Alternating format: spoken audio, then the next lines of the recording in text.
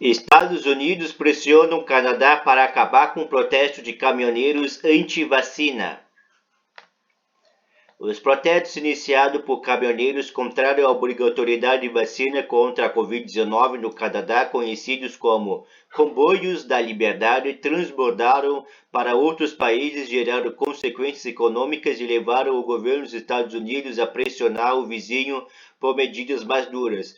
Ponto central da tensão, o bloqueio da ponte Ambassador que liga a cidade americana de Detroit à canadense Windsor, depois o impacto causado pelo que inicialmente o premier Justin Trudeau descreveu como uma minoria marginal. A conexão é um elo vital para a indústria automobilística, irritada com o bloqueio que, após 2 anos de pandêmicos, ameaça gerar desabastecimento e quebra dos lucros.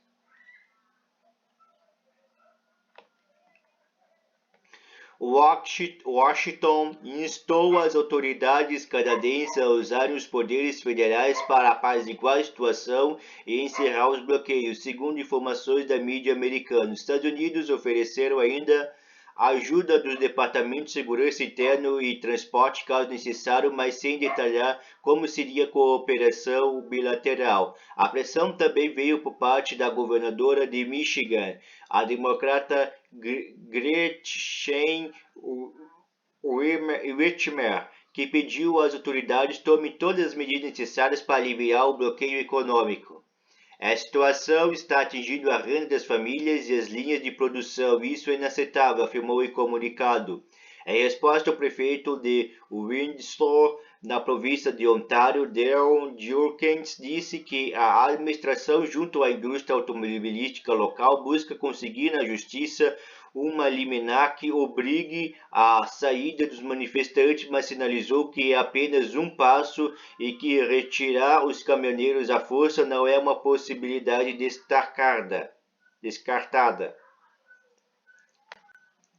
Se os manifestantes não saírem, terá de haver um caminho a seguir, disse ele à rede CNN.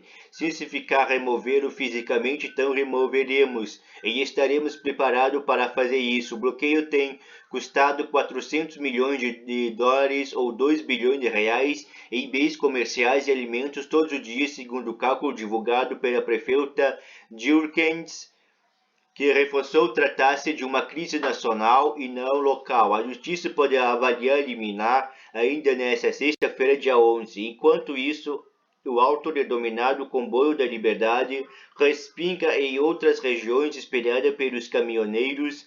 Manifestantes também saíram às ruas de Nova Zelândia. A polícia local chegou a prender mais de 120 pessoas em protestos contra restrições ligadas à pandemia em torno do Parlamento Nacional nesta quinta, dia 10.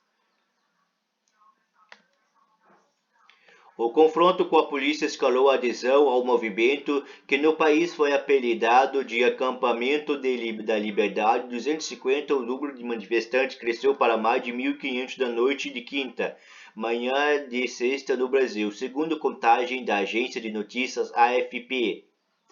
Já na França, as previsões de carros, motos e caminhões saindo de várias partes do país em direção à capital. Paris fez com que a polícia da cidade estabelecesse um decreto proibindo esse tipo de manifestação entre esta sexta e segunda, dia 14. Haverá um destacamento especial para prevenir o bloqueio das principais vias. Multas e prisões serão aplicadas em quem infringir a proibição do protesto, afirmou a polícia parisiense em nota. O mesmo comunicado lembra do artigo do Código de Trânsito que lista as punições para quem impede o tráfego de vias públicas, entre elas 2 anos de prisão, multa de 4.500 euros ou 26,8 mil reais e a suspensão de carteira de motorista por 3 anos ou mais.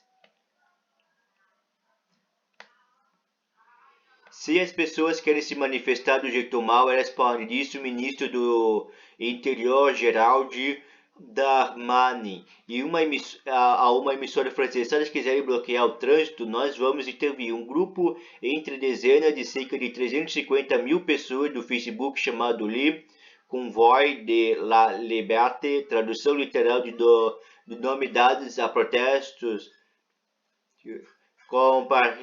compartilha mensagens sobre as carreatas. Algumas deixam cidades do sul do país já na quarta, dia 9. Segundo o jornal francês Le Monde, usuários ativos nos grupos e aplicativos de mensagens sobre a mobilização se apresentam como apolíticos e cidadãos comuns e emulam discurso que se aproximam de observado nas manifestações dos coletes amarelos 2018.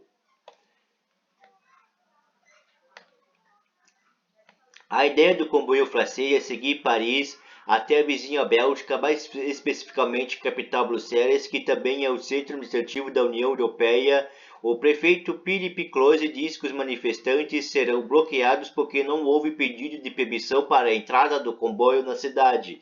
A polícia austríaca também se manifestou dizendo que comboios da liberdade não seriam permitidos em Viena sob o argumento de que eles causariam um distúrbio inaceitável e poluição.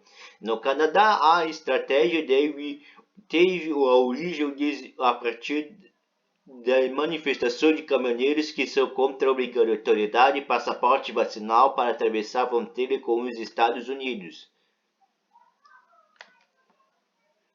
O movimento, no entanto, vem encolhendo. No último fim de semana, a polícia contou 1.000 caminhões e 5.000 manifestantes, um terço do que foi registrado no pico dos protestos contra as restrições, quando havia cerca de 3.000 caminhões e 15.000 pessoas nas ruas de Ottawa.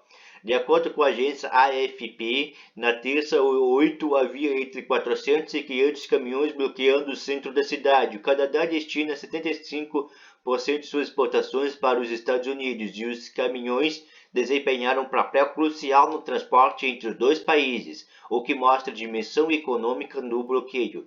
Só em peças de automóveis, cerca de 100 milhões de dólares canadenses cruzam a fronteira diariamente.